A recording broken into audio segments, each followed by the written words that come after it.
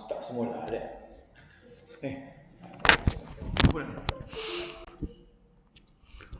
Bismillahirrahmanirrahim. Alhamdulillahi rabbil alamin wassalatu wassalamu ala asyrafil mursalin wa ala alihi wa sahbihi ajma'in.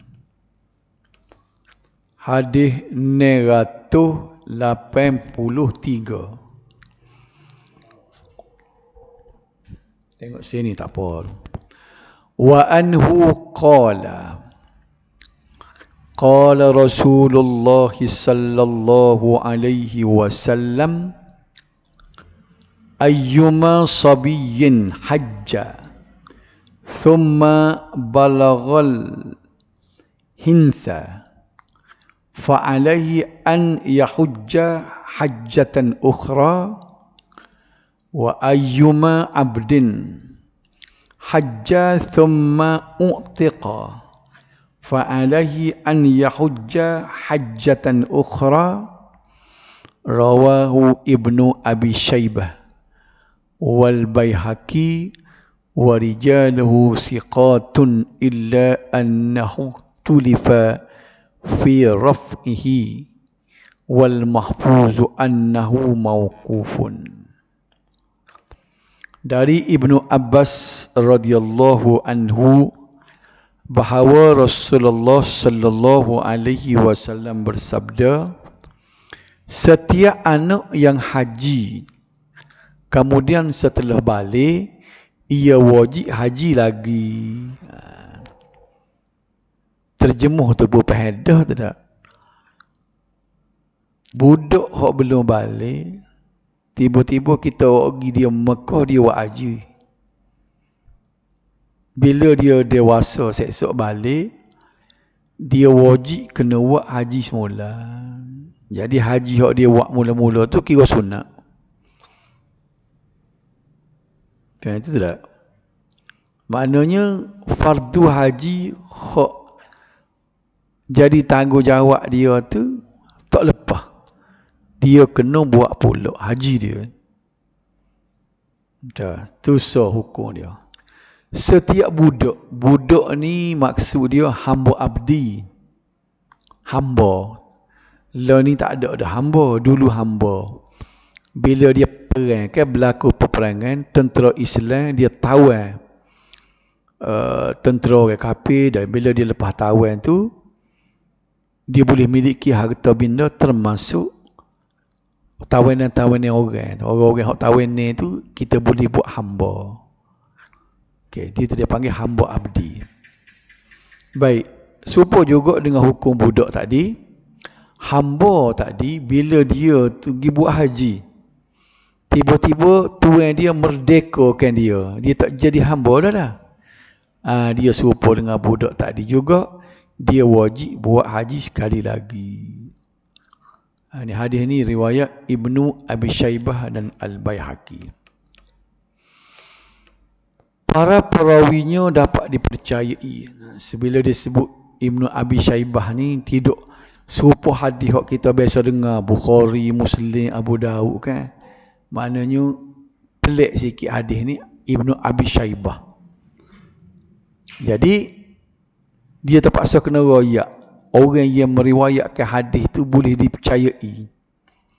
Namun kemarfu'an hadis ini diperselisihkan. Makna marfu' ini siapa ke Nabi ke tak? Mana ulama berselisih pendapat. Menurut pendapat yang terjaga, hadis ini mauquf. Dia kata tak siapa ke Nabi, siapa ke sahabat saja. Dia panggil mauquf. Hak marfu' tu dia kaedah dia, kalau hadis tu siapa ke Nabi, makna riwayat dia tu tak putus siapa-siapa ke Nabi, dia panggil marfu'. Kalau tak siapa ke Nabi, siapa sahabat, dia panggil mauquf. Jadi dari segi marfu' tadi, ada ulama kata siapa ke Nabi, ada ulama kata tak siapa ke Nabi. Ada yang kata siapa ke Nabi, jadi boleh terima sebagai marfu'. Ada kata dok siapa kat sahabat saja. Jadi kalau siapa kat sahabat saja, dia panggil mauquf. Situ dia. Jika seorang kanak-kanak melakukan ibadat haji sebelum balik, ni nak ulah hadis tadi. Kalau seorang kanak, budak-budak tu dia buat haji sebelum dia balik, maka hajinya itu dianggap sebagai amalan sunat. Bukan tak sah. Budak tak sampai umur lagi kita buat pergi Mekah. Sah ke tidak sah haji dia? Sah. Tapi sah sebagai sunat. Bila sunat, dia tak jadi haji wajib, maka bila dia besar, satu hari nanti dia sudah balik, tak lepas tanggungjawab, dia kena pergi Mekah pula. Buat haji pula. Tu ingat tu, kalau ada cucu-cucu kau pergi Mekah tu dah. Bila dia tua, kakak ayah dia kata, dia buat haji dah, tak boleh. Kena buat pula. Faham tu dah? Pahak haji yang dia buat tu, lagu mana? Sunnah. Ayah dia pun boleh pahala, dia pun boleh pahala dia juga. Bila dia balik tu, pahala tak ni dikira balik, masuk dalam buku akaun amalan dia. Oleh itu, apabila usianya, umur dia kelak telah mencapai balik, bila cukup umur seksa, maka dia wajib melakukan haji sekali lagi sebagai haji fardu. Faham tak? Jarang tempat kita, orang zaman dulu-dulu lah, dia pergi Mekah dah. Kita ingat di sekolah-sekolah ada orang panggil haji dah dia, sebab dia pergi haji masa budak lagi. Belum dia pergi Mekah tua ni, orang panggil haji dah dia. Hal yang serupa berlaku kepada seorang hamba sahaya. Ni cerita ni kita nak tahu ilmu saja. Sebab hamba sahaya ni tak ada dah ni. Apa makna hamba sahaya? Macam sebut tadi lah. Bila dia berlaku peperangan, kita tentera Islam ni, pasukan Islam ni, bila kita tawan dia, harta dia kita boleh ambil, dia jadi harta ghanimah dia panggil. Orang tu pula kita boleh higap buat hamba. Tapi berbeza hamba dalam Islam ni, dia tidak buat nyaya. Haram tak baik, makan tak cukup tak boleh, kena pera sungguh dia. Suruh buat kerja lebih pada kering kederak dia, tak baik, berdosa. Katok dia, pukul dia pun berdosa. Islam dia jaga molek, jadi untuk hamba saja. Hak perempuan ni pula, dia boleh milik seperti isteri. Hamba ni. Tak nikah tak apa, dia akad jual beli dah. Saya belilah hamba tu supaya akad nikah juga, cuma lapah dia tu. Saya belilah hamba ini dengan berapa-berapa dinar. Dia jadi sebuah bini lah dah. Dengan pembelian itu sudah jadi bini. Dan hamba inilah ada kelebihan dia berbanding dengan isteri. Kalau ada isteri ni paling ramai sekat 4 orang kan. Hamba ni siapa belah-belah pun tak apa. Kalau dalam Ihya tu dia sebut Sayyidina Ali ada lepas pada Aisyah mati tu kan, dia nikah hak lain tu 4 orang, lepas tu hamba dia ada 17 orang. Jadi dia boleh jadi isteri jugalah. Inilah maknanya isteri lebih pada 4 ni ialah hamba. Lepas tu hamba ni dia berlainan sikit dengan isteri ni, giliran tidak sama keadilan tu dia tidak berat sangat. Dia tidak support isteri ni kena adil. Mana kalau kita bui layan ni lebih kepada salah seorang isteri ni, hukum dia haram kan. Sebab tu dalam ayat tu wa in khiftum alla ta'dilu fawahidah. Kalau sekiranya mu bimbang takut tak boleh berlaku adil, kalau mu bini 2 bini 3 ni, pakai seorang sudahlah, Tuhan kata. Sebab bila tidak adil berdosa. Jadi ada pun hamba tak apa, nak pelebih hak ni kau, nak pelebih hak ni kau, dia tidak berdosa. Mananya? Dia tidak masalah. Dia kira dia jual beli. Tu adalah syarat-syarat dia, kita kena tengok pula lah. Okey. Kecil saja je tak ada dah. Kalau nak ada hamba pula nanti perang. Perang kalau benih kita, kalau halah dia nyuk hamba dia. Tak usah duk minta lah. Biarlah berlaku perang. Buat apa nak hamba tak usah lah. Takutnya jadi balik pahihnya bedah lah kita dah. Kita pula haluhnya buat hamba dia. Balik dan merdeka. Dua syarat. Kalau hamba, merdeka. Kalau budak, balik. Merupakan syarat yang mesti dipenuhi bagi melakukan ibadat haji. Ini syarat. Syarat sah haji ni kena balik. Cukup umur. Itu bagi orang biasa. Kalau hamba pula kena merdeka. Kalau hamba tak sah. Faham tu situ dah? Mananya? La ilaha illallah. Apa dah sebut tidak sah? Tidak hilang fardu dia. Bukan tak sah dia tu kata salah sebut saat ni. Duk galik mikirlah kan. Kalau tidak balik, tidak merdeka, dia buat haji, maknanya tidak sah dari segi wajibnya. Fardu tu masih ada lagi, jadi lagu mana?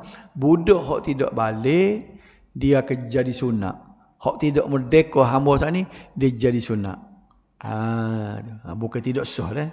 Silap sebut saat ni. Makna bukan tidak sah, tidak hilang kefarduan hajinya. Masih wajib lagi dia kena buat haji. Ini hadis ni 84. Wa anhu sami'tu Rasulullah sallallahu alaihi wasallam yakhtubu yaqul la yakhluwanna rajulun bimra'atin illa wa ma'aha dhu mahram wa la tusafirul mar'atu illa ma'a dhi mahramin faqama rajulun faqala ya Rasulullah inna imra'ati kharajat hajatan wa innik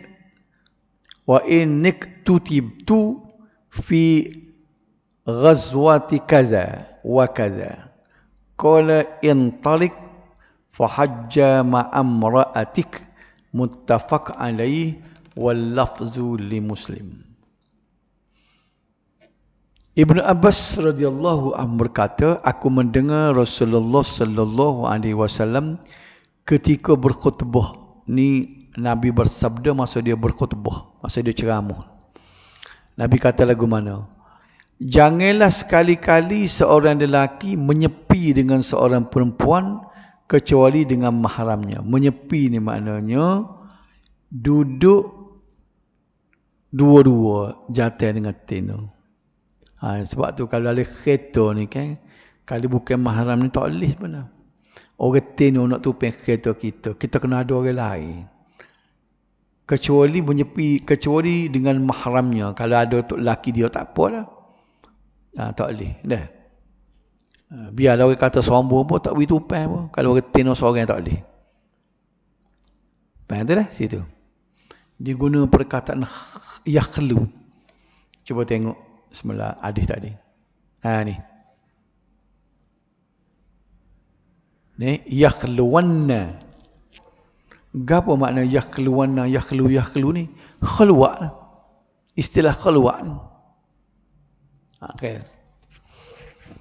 Khalwat ni dari segi istilah duduk berdua-dua. Bukan dari segi istilah bersunyi-sunyian. Khalwat. Asalnya itulah dia makna khalwatnya. Tapi ada orang kecek baru ni, ada seorang tu dia kata perkataan khalwat ni dia kata disalah guna. Sedangkan khalwat ni perkataan molek, dia kata untuk orang-orang nak mendekati diri dengan Allah, nak buat ibadat, maka dia pergi di tempat-tempat sunyi kan, dia berkhalwat. Faham tak? Kita kaji dengar, nak jadi apa-apa tok wali ke, dia duduk dalam gua, dia berkhalwat. Tapi orang salah guna, dia kata. Orang guna perkataan khalwat tu berdua-dua, laki-laki dengan perempuan. Jadi jawab dia, tidak salah dari segi istilah. Apabila kita bersunyi-sunyian, sebab nama perkataan khalwat ni bercampur dalam keadaan bersunyi-sunyi. Dia panggil khalwat. Jadi kalau kita duduk sorang-sorang, nak mendekatkan diri dengan Allah, dia panggil khalwat. Orang jantan duduk dengan orang tino dalam sebuah rumah, tak ada orang pun dia panggil khalwat. Lepas tu kalau dia capur dengan pok-pok dia, orang lain tak tahu, duk beceng pok, dia panggil khalwat juga. Gapo dia dalilnya? Dalam surah Al-Baqarah tu kan, dia guna perkataan khalwat ni. Wa idza laqul ladina amanu qalu amanna. Dia nak royak orang munafik ni, perangai orang munafik ni kan. Wa idza laqul ladina amanu qalu amanna. Apabila dia berjumpa dengan orang-orang beriman, orang munafik ni, dia kata kami pun beriman juga. Lepas tu, wa idza khalau ila syayatinihim qalu inna ma'akum. Apabila mereka ini berkhulwat, dia guna perkataan wa idza khalau ila, apa mereka berkhulwat, makna mereka bersendirian, duduk sama-sama puak dia dengan setan-setan dia.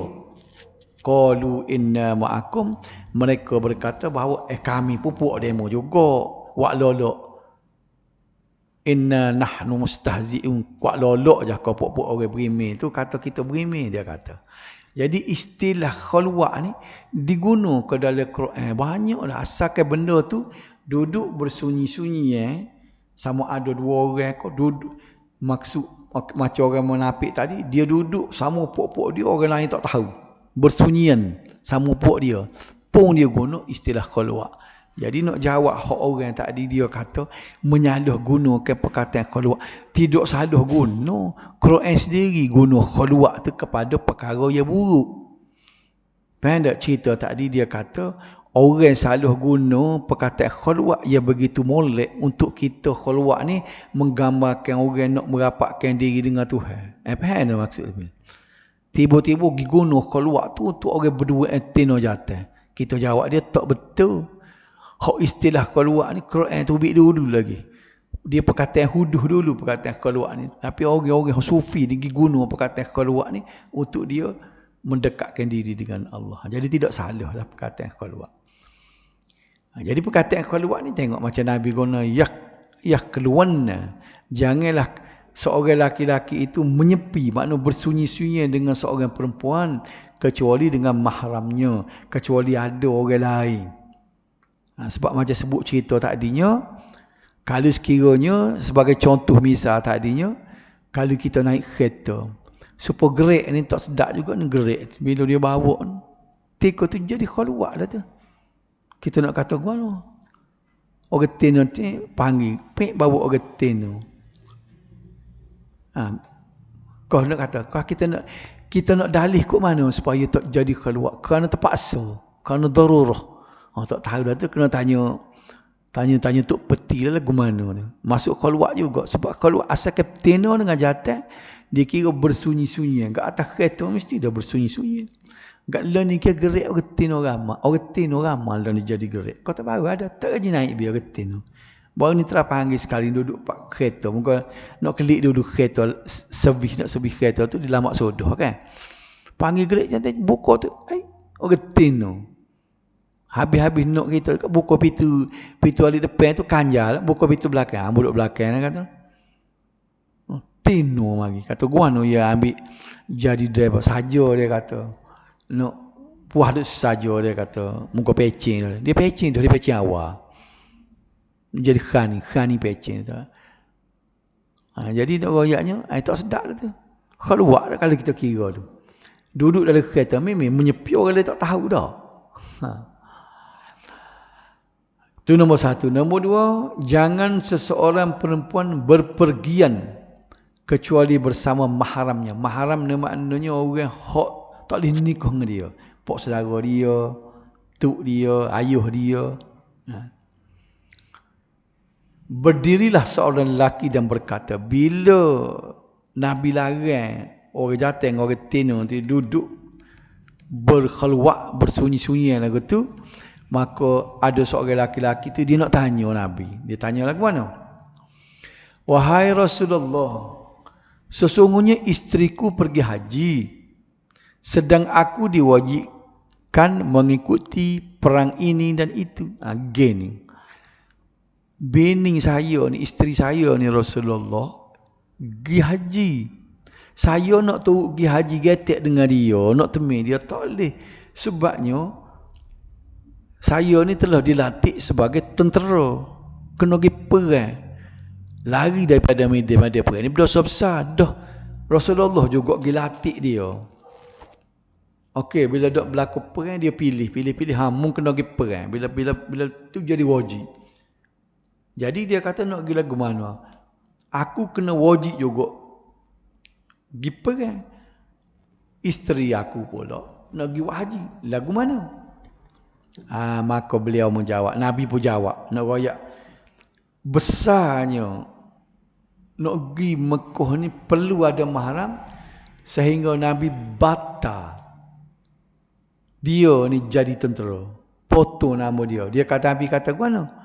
Berangkatlah dan berhajilah bersama isteri mu. Tak usah pergi perang lah. Mu turut bini mu pergi buat haji. Kan? Maknanya kita tengok sini kan, besar ni. Perlunya kita bermusafir seorang perempuan ni ada mahram, sehingga tentera Islam hok Nabi latih pun Nabi cancel balik, batal balik nama dia, semata-mata nak suruh temui bini dia supaya ada orang jaga. Sebab itulah kalau kita nak pergi umrah lah ni, kalau orang tino sorang-sorang boleh pergi, kalau tak ada mahram tak boleh pergi dak. Saudi tak boleh sana, tak boleh masuk nak tengok mahram.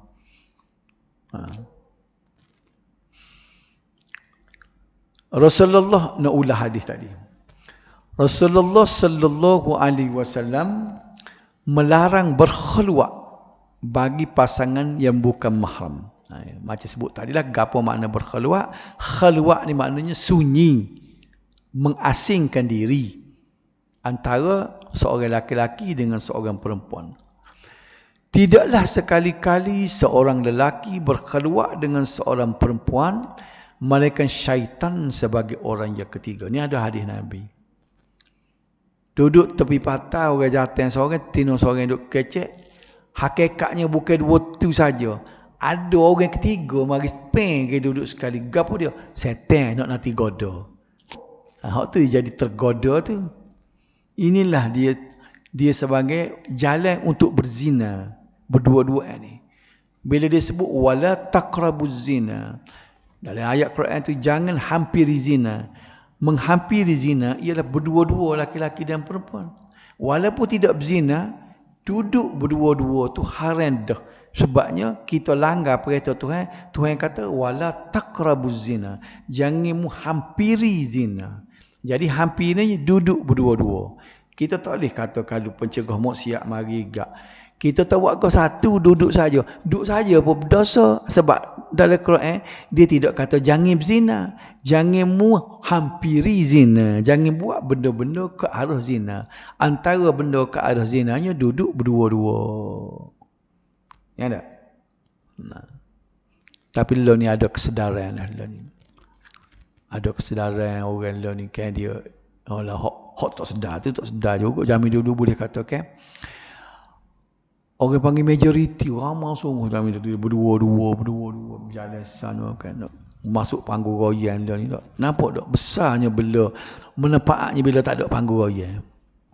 Tidak bawa orang bawa gawan panggung rek, panggung gerda. Biar ingat panggung rek, panggung gerda kita ada ni. Panggung rek lo ni jadi tenaga nasional tak? Bangunan tenaga nasional. Panggung gerda jadi bangunan tabah haji tu tak?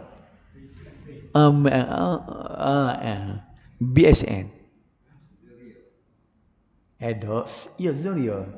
Kat Zurion. Panggung gerda situ Zurion lo ni.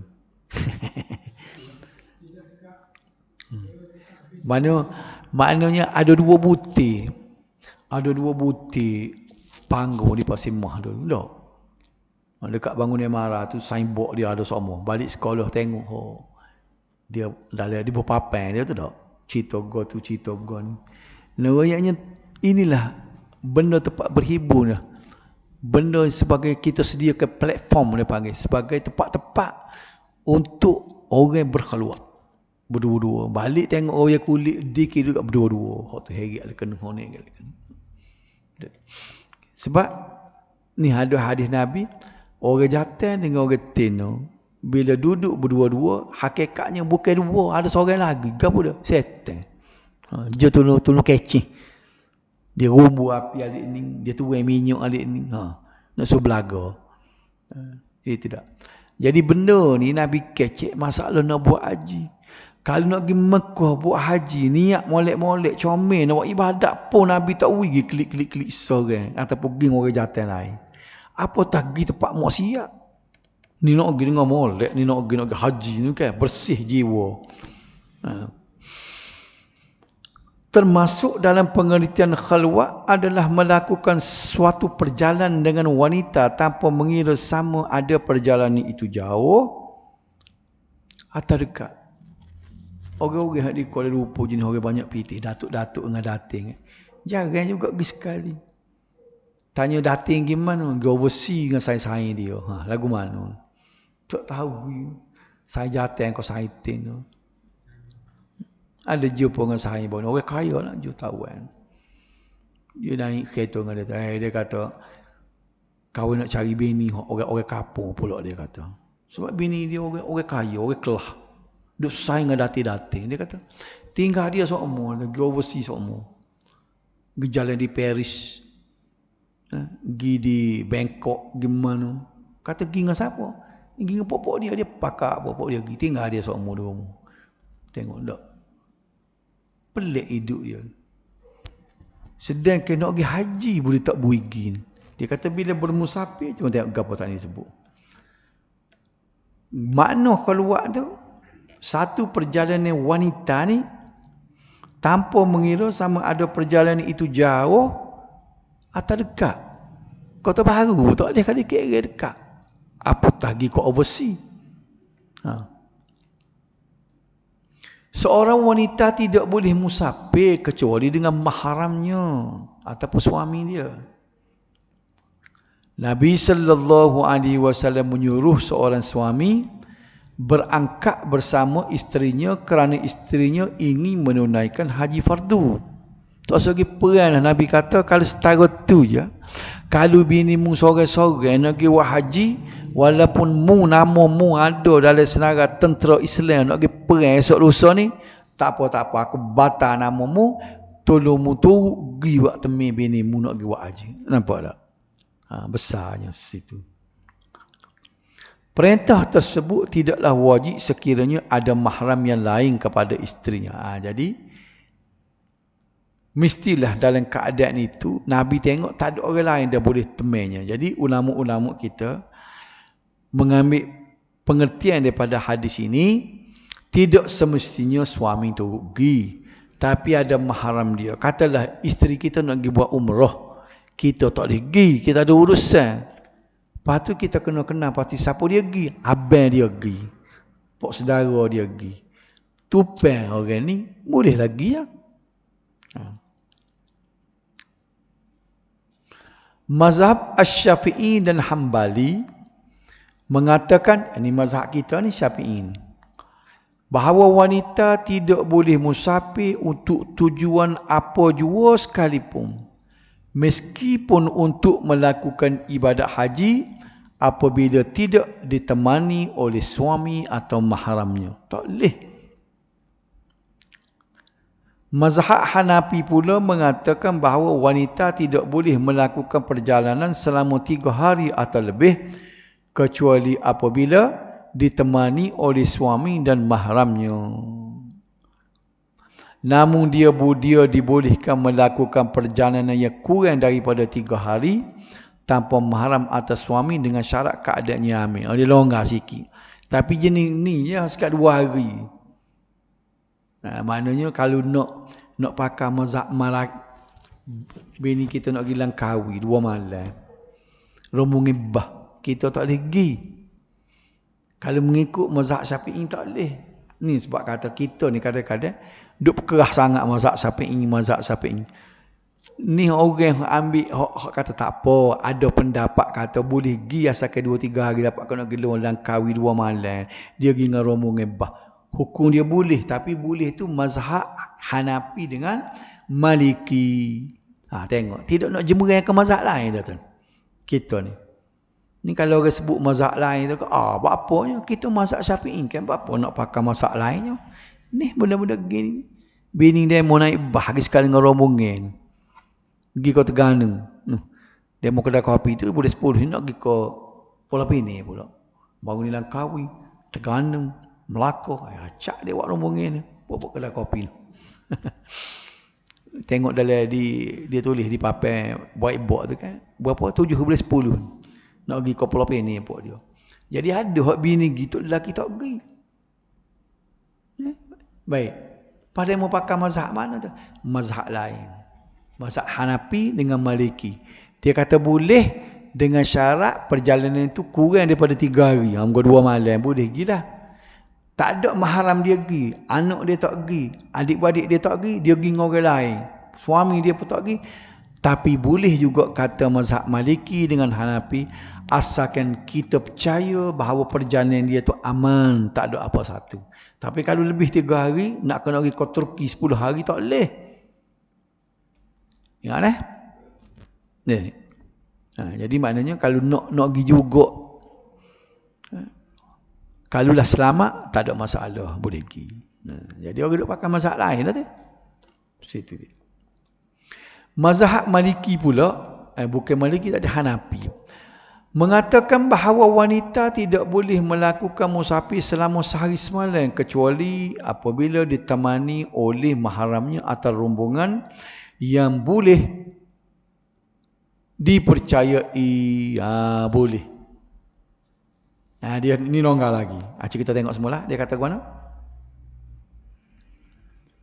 Mazhab Maliki mengatakan bahawa wanita tidak boleh melakukan musafir selama sehari semalam. Tak boleh lebih pada sehari semalam. Kecuali maknanya boleh lebih pada sehari semalam. Nak pergi lama pun boleh ni. Apabila ditemani oleh mahram. Mahram ni makna orang hak tak boleh nikah dengan dia. Pak saudara dia, adik-beradik dia. Ataupun kalau tidak mahram pun, rombongan tu, rombongan yang boleh dipercayai. Kita kata agensi pelacungan, supaya Al-Qub Andalusia establish dah. Baik terdiri daripada kaum lelaki ataupun perempuan, tanpa mengira sama ada wanita yang musafir itu masih muda atau sudah tua. Ingat, mazhab apa hak ni asal ni Maliki. Mazhab Maliki ni longgar sikit. Boleh orang tenor kita nak pergi, tapi kita kena pastikan sungguh rombongan itu boleh dipercayai. Ada orang jaga dia. Tamu-tamu lah ni mungkin ada telefon. Duk mana ni? Tak siapa lagi. Tak tabah baru. Jadi kita tanya dia semua. Okey. Sudah berusia, balik, masih kanak-kanak ataupun sudah memayis. Itu dia. Ibadat haji wanita dia anggap sah kalau dia pergi tu. Dia langgar peraturan yang tadi. Sekalipun dia berangkat untuk menunaikan tanpa ditemani oleh mahram, tetapi dia telah berdosa kerana berangkat seorang diri tanpa izin suami. Kalau mengikut mazhab Syafi'i kita, pergi dengan tidak suami ni kan? Haji sah, umrah sah. Jadi haji, jadi umrah. Berdosa. Orang pisuh pergi Mekah nak haji mabrur. Haji mabrur tu dia sebut situ gapo dia ada? Benda tu dia panggil serupa dengan waladat ummuhu. Cuci bersih dia saat ni supaya mak dia bagi beranak ke dia.